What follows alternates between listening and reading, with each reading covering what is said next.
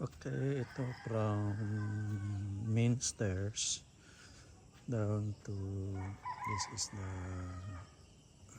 fence. Okay, down to the gate. Ito yung gate, and then ito yung gate. Ito yung palabas ng gate.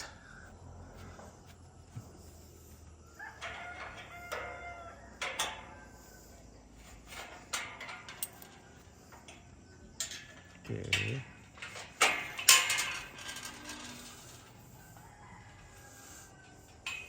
Ito yung palabas going to the highway.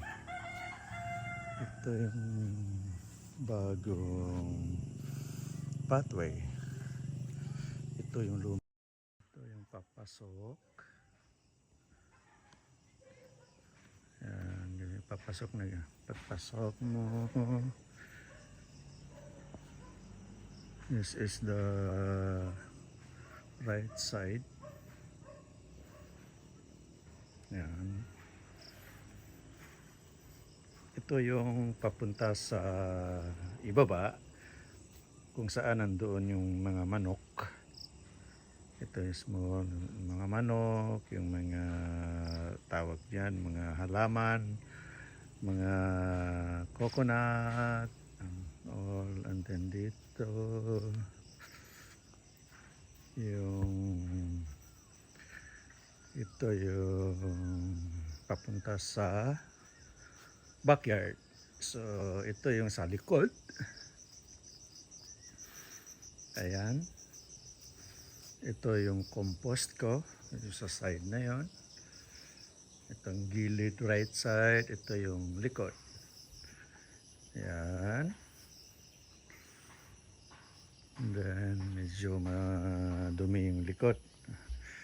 Tapos ito yung silungan ng mga manok. Brooding area, at saka pag may mga nagkasakit dito ko kina-quarantine. So may mga naka-quarantine dito. Ilan, ayan. Ayan, mga naka-quarantine sila.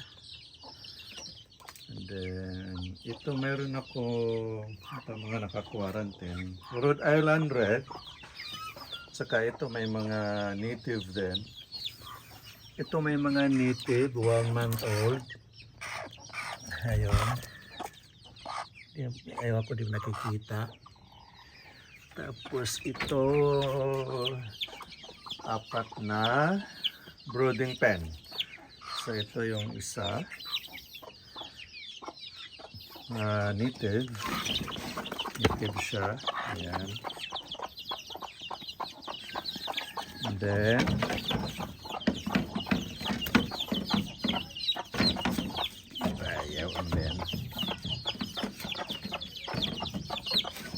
ito yung Rhode Island Red na pinalilimliban ko. Ito yung sinasabi kong pinalilimliban ko sa native.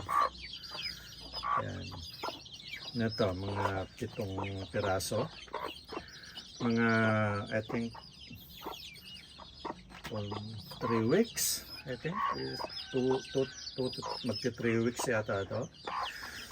Tapos,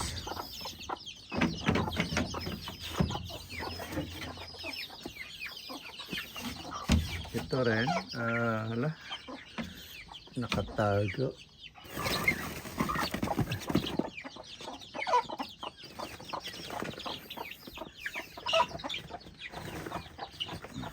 Ayan. Ano din to? Rhode Island Red, 4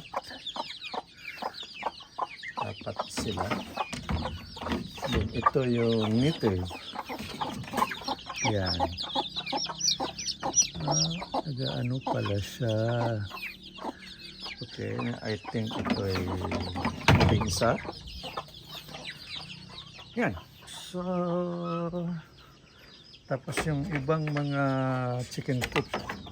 ko dun sa ibaba. Yung tinuro ko na may gate na maliit, yung labasan. Yan. So, that's it.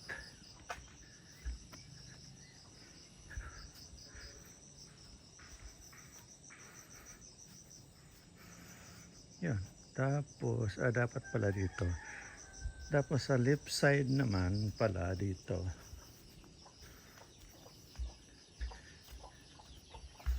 Ito yung left side.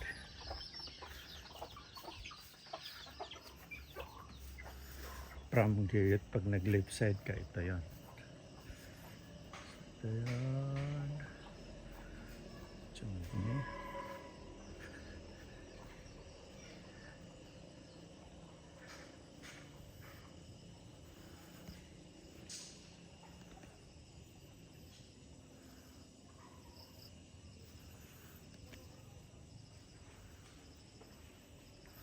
Yan. So ito yung front side. Ayan, from there. Ito. Ayan. Tapos ito yung malaking makupa. Sira na natin ito.